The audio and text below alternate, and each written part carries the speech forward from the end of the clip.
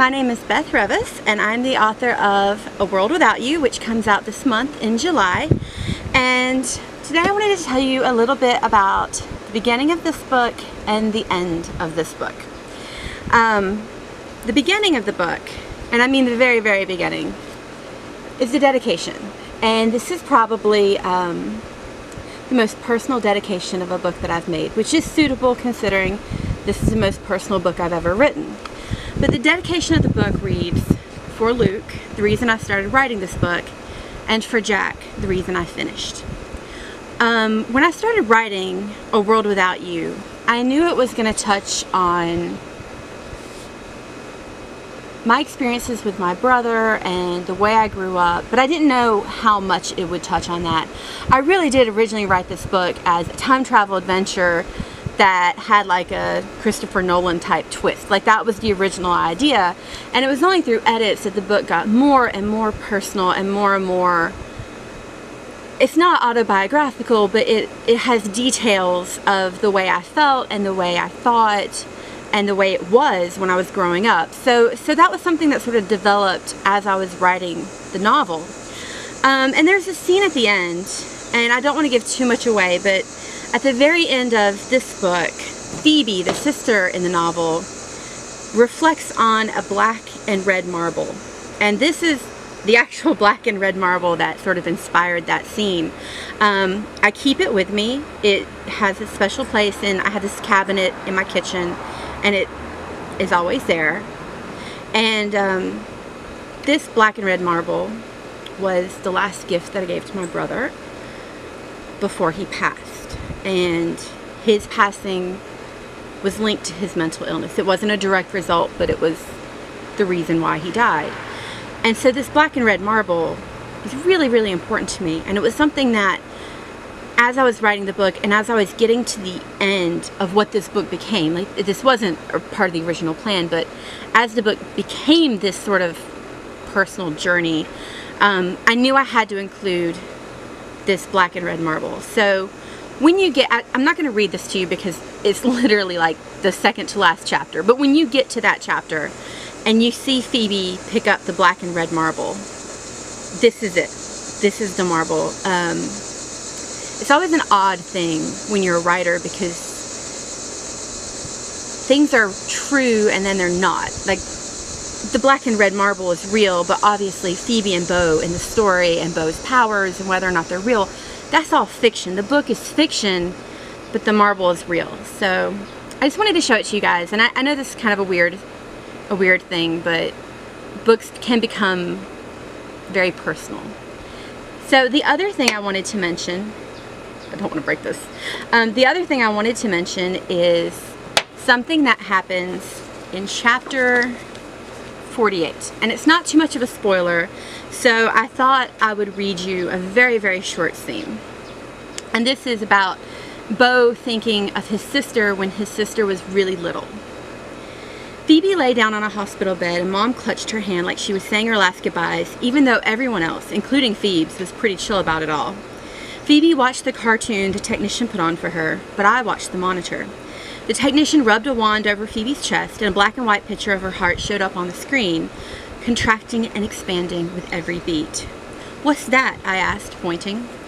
The technician showed me the arteries and the different chambers of Phoebe's heart. "And this is what's causing all the trouble," the technician said. "This is where the hole is." "It looks like a bird," I said, and the technician laughed. With every heartbeat, the wings of the bird flapped. This was blood flowing over the loose tissue, but to me it was like one of those drawings little kids make of birds in the sky, the ones that look like elongated letter M's. I watched, mesmerized, as the bird's wings moved up and down, up and down. They got her into surgery, and she was only in the hospital for a day. And then she milked my parents for ice cream for dinner until she was sick of ice cream, and that was it. But sometimes I look at Phoebe, and I think about how she had a bird inside her heart. On the outside, she's just like everyone else, but I like to think that maybe she carries within her something magical and free. So, as I said in the beginning of this video, the book is dedicated to two of the boys that have been in my life. The first is my brother, and he's the reason why I started writing the book. And the second is Jack, and he's the reason I finished. And Jack is my baby. I got pregnant while I was working on this book. It was not something, it's not an ideal writing situation to be pregnant while working on a book, especially a book that is this emotional. So I was hugely hormonal throughout, like, the whole pregnancy. My husband, I feel so sorry for him. This is a sonograph of our baby, and we realized fairly early on that there was a good chance that my baby had a problem with his heart. And it's something that could be serious, and in our case ended up not being serious, and it's actually a lot more common than I realized it before. He basically had a hole in his heart. And so when we would get our sonograms, we would often have to have extra long and extra sonograms just to double check on that hole in the heart. And then once he was born, he has to go in every 6 months or so just to check it out and make sure that it's okay. And I was actually almost done with A World Without You. I had gone through one, maybe 2 rounds of edits. Like, we were in the final stages of this book, and we had to take my baby in for another sonogram of his heart. And it was while I was, holding my baby's hand and looking at the monitor, because he's just a little, I think he was 3 months old at the time, and it's very pitiful to see a little 3-month-old baby hooked up to all these wires and machines. And it was while I was looking at that I glanced over at the monitor, and it really does look like a bird inside of his heart. And that image just kind of struck me, and it was always a weird dynamic to be writing a book that was ostensibly about my brother who had died while being pregnant and having new life, growing, and having my family, build in one way. It was such an odd dichotomy, and it all sort of came to a head in that moment when I'm holding my baby's hand and seeing that monitor with the flapping bits of his heart. And that's why that scene is in here. And that's why the book is partially dedicated to Jack. Because the book became a sort of life and death thing, for me at least, for me personally. Because it reminded me of the past and things that no longer were. But at the same time, in my own life and in writing the book, I sort of discovered this hope and the way that things could be.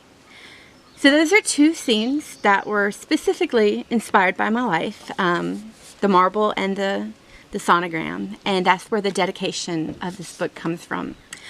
I really hope you like A World Without You, and happy reading.